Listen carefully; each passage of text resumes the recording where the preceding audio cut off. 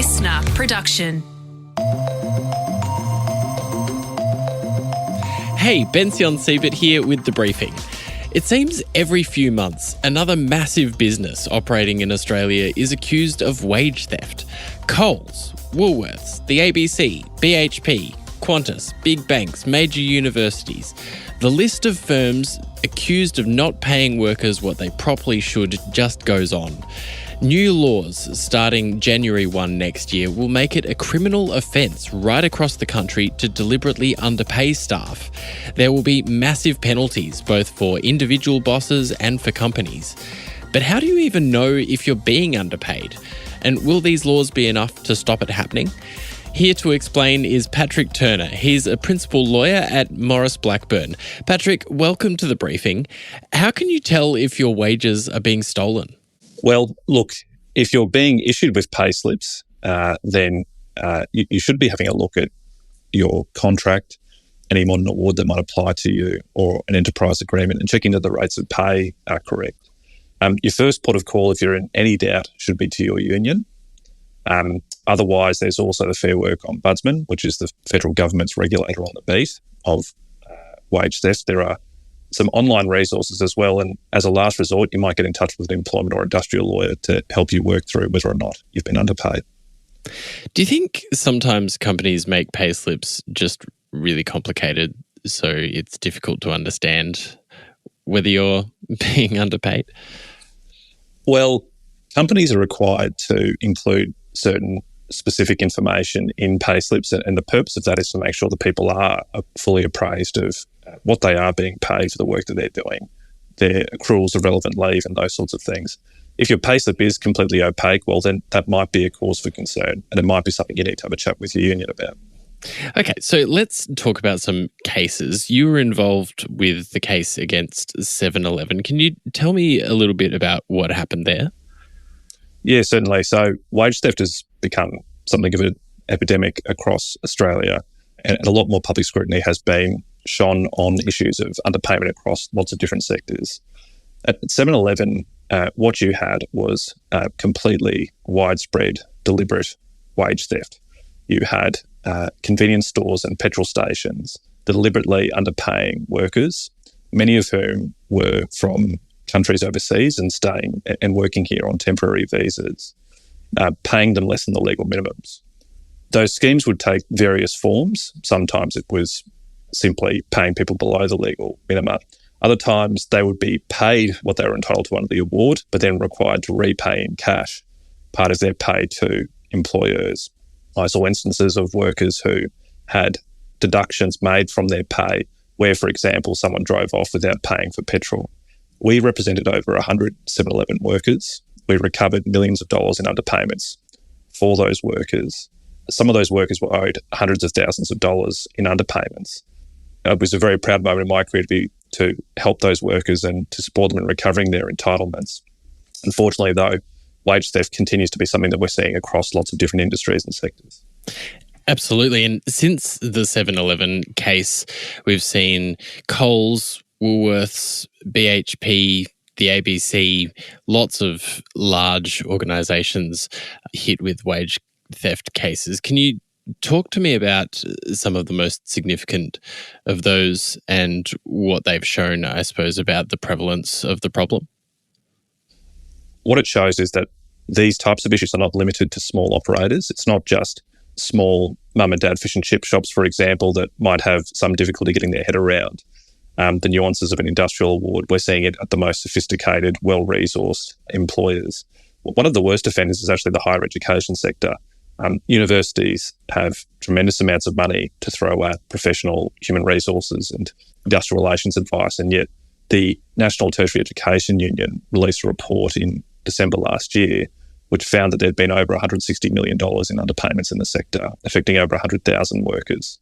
So what the cases show is that it's not limited to the small business or medium-sized enterprises without sophisticated advice. It really is up and down the food chain. So on the 1st of January next year, new laws will come into effect criminalising wage theft. What will be some of the penalties, and what do you think will be some of the practical impacts of that change? It's very welcome to see wage theft criminalised at the federal level. It's been a feature of Queensland law. Queensland led the way on this, which I am proud of as a parochial Queenslander.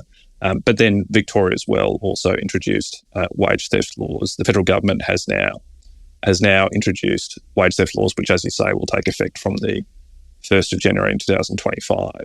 They're strong laws.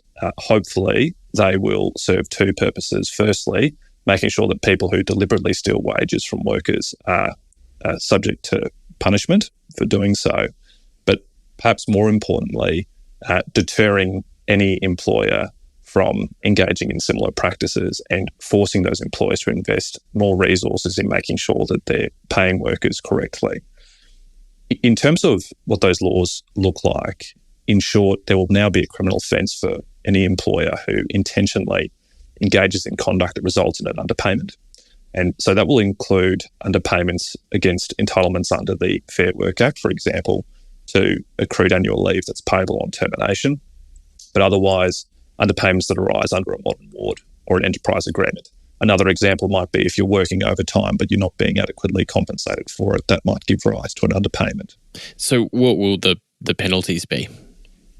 The offence itself carries a maximum jail term of 10 years. For an individual, there is also the prospect of fines being imposed up to $1.565 million for an individual who's involved in a criminal offence. But for companies, the maximum penalty will be 3 times the amount of the underpayment, if that can be identified, or otherwise up to $7.825 million. So these are very, very serious consequences for those who deliberately underpay their workers. How difficult is it to prove intent? It is, as I said, a much higher bar than in a civil claim. You will need to demonstrate that, for example, a company's board of directors intentionally or knowingly carried out the conduct or expressly, tacitly or impliedly authorised it or permitted it to occur. It will be sufficient if there's a corporate culture that directs or encourages that sort of behaviour, or otherwise if you've got a high managerial agent. So there we're talking about someone like potentially a chief executive officer or a chief finance officer who intentionally, knowingly or recklessly engages in the relevant conduct. It's a high bar. It's much higher than civil claims. But those are the types of ways that you might demonstrate that there's an intention not to comply with workplace laws. Do big companies like, Coles, BHP, get to hide behind, I didn't know it was illegal? Don't these people have the best lawyers and accountants to tell them exactly that? Absolutely. I think one issue that we might see is it's the small-scale, less sophisticated operators who end up being prosecuted for these offences. The larger employers who have the benefit of the most expensive legal and industrial advice may well be able to wriggle out of liability. So that is a real possibility, that's right. Do you think that these laws will go far enough to protect Australian workers in the future? As I said, I'm hopeful they will have a deterrent effect. I think they're a welcome introduction to the industrial landscape. Hopefully there will be an impact on behavioural change and compliance measures, particularly at larger, more sophisticated employers. Now that they're on notice, there might be criminal sanctions where they underpay their staff. Ultimately, it's not clear to me that we will get a lot of prosecutions under these laws. Part of the changes include also permitting the Fair Work Ombudsman to enter into cooperation agreements with people who come forward, companies that come forward and admit that they might have engaged in conduct potentially constituting wage theft. It may well be the case that we don't see terribly many prosecutions, but what we do see is employers admitting to the conduct in an attempt to avoid jail terms for individuals. Okay, well, Patrick, thanks so much for explaining that and joining us on the briefing. Thanks very much for having me. Patrick Turner there. And that's it for the briefing today. Check your feed from 6 tomorrow morning for the latest news headlines and another deep dive. And if you enjoyed this episode, please share it with someone you think might enjoy it too. I'm Bension Siebert. See you next time.